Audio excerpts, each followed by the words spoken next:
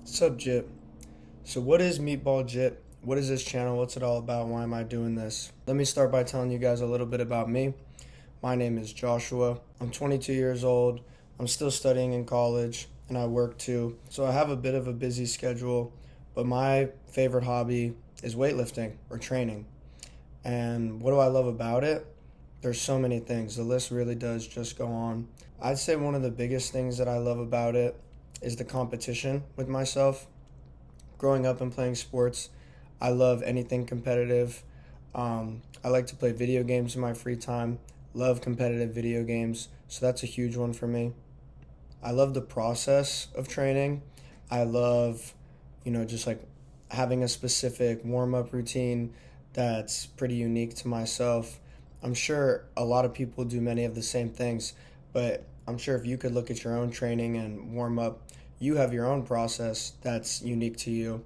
And I just think that's a really cool part of it. I like the feeling that I get from lifting weights and accomplishing something.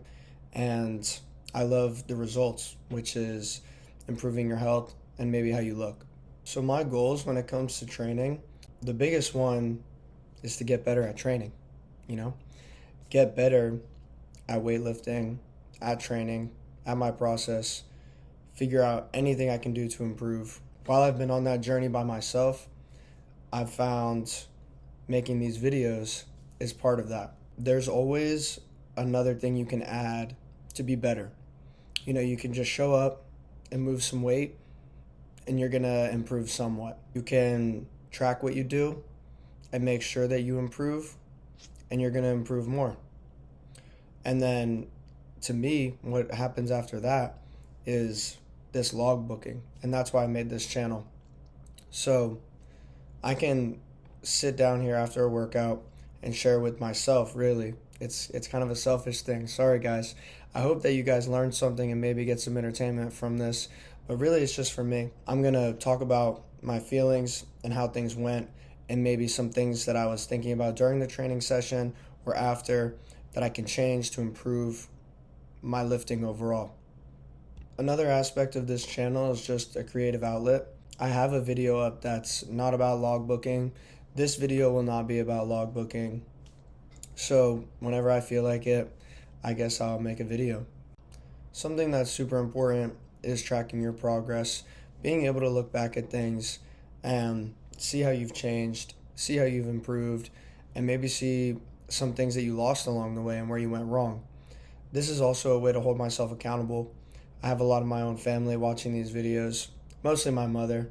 It means a lot that I have that support system, and I feel like, even if this isn't true, maybe if I go a week, 2 weeks, a month without posting about it, my mom might text me and be like, Josh, what are you doing? Like, are you even lifting anymore? What happened to my growing boy? As far as my own credibility goes as a coach, I'll be honest with you all, there's not much. My background comes from football. Starting in high school is probably where I learned the most about the weight room. And then halfway through high school, I transitioned and started playing lacrosse. You can see my stick right there. And, we worked in the weight room then too.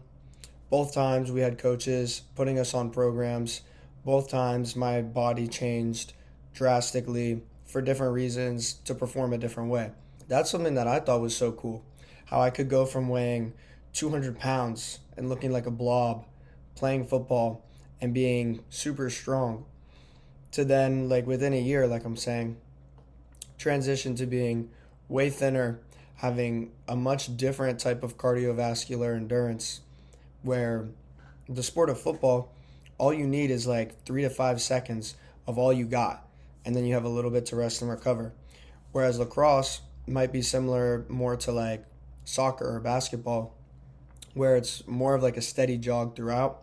And there's those times of high intensity and they last much longer, but then you have some rest in between, some active recovery, rather than in football where it's like you have dead time between plays. So I just became fascinated with how we can train our bodies, how adaptable the human body is, and the mind. That's another thing that I love about lifting is the adaptability of the mind and the strength of the mind. Something that I do is think a lot throughout my lifts, and I really encourage you guys to do the same. One thing that I've found with lifting and really anything in life is as soon as you let doubts start creeping into your mind will prevent you from accomplishing what you want. If you don't believe that you can do it, you're going to prove yourself right. I don't want to stray too much into anything motivational, but as far as going back to credibility, my training experience is probably when I was about 13 or 14, I started lifting. I think the first time I ever went to a gym was with my mom and my stepdad.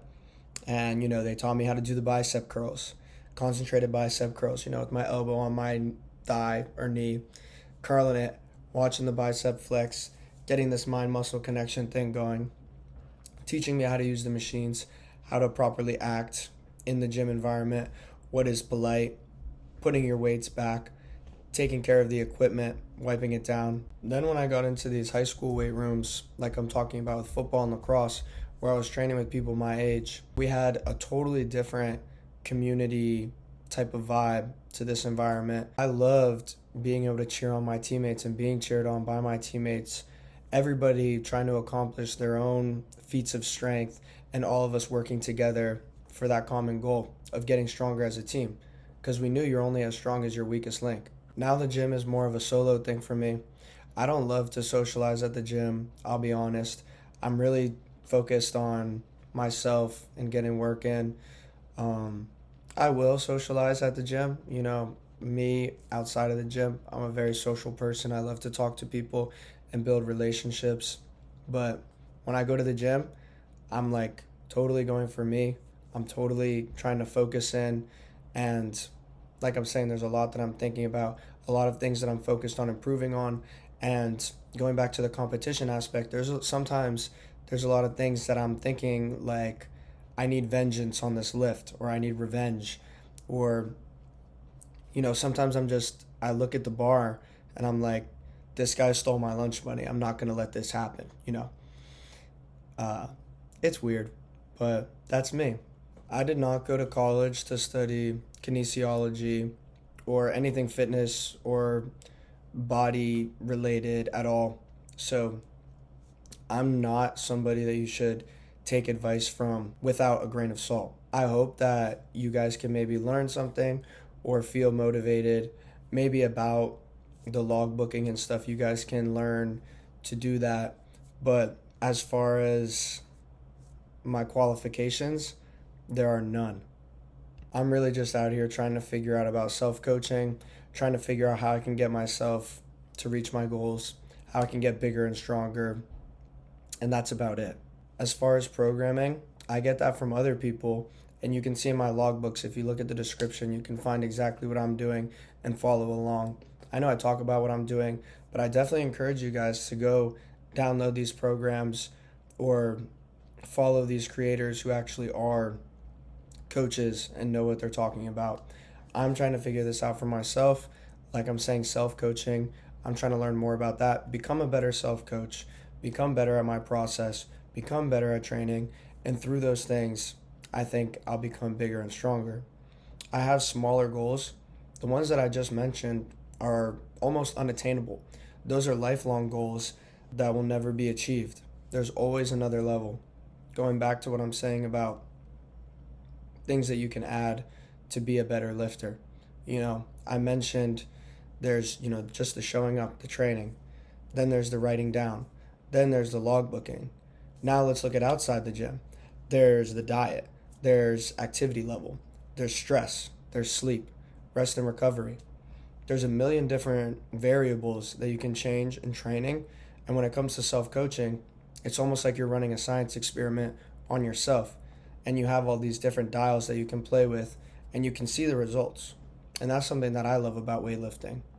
So my goals with this channel, aside from training, is to become a better self-coach, to maybe inform some people, but like I'm saying, I'm not a credible source. Mostly to inspire other people to do this sort of thing that I'm doing, where it's following through with the logbooking, getting more dedicated about your training, learning about self-coaching. These are the things that I hope to inspire people to do. I don't plan to gather a big following or become some sort of influencer. My career goals in my life are much different than making YouTube videos, and they're much different than training. I'm attending college for a degree that I plan to use for the rest of my life, and this is like a side hobby for me. Like I'm saying, something to be creative, something to hold myself accountable, and something to keep in touch with my family with. I know that they'll be able to watch these videos and check in on me if they're not feeling like giving me a call, just so they can look at me and see how freaking jacked and stacked I'm getting. So that's what MeatballJit is going to be about. That's who I am. And I hope that you guys can learn or be inspired or smile, because that's what I like. So thank you all for listening. Have a good one.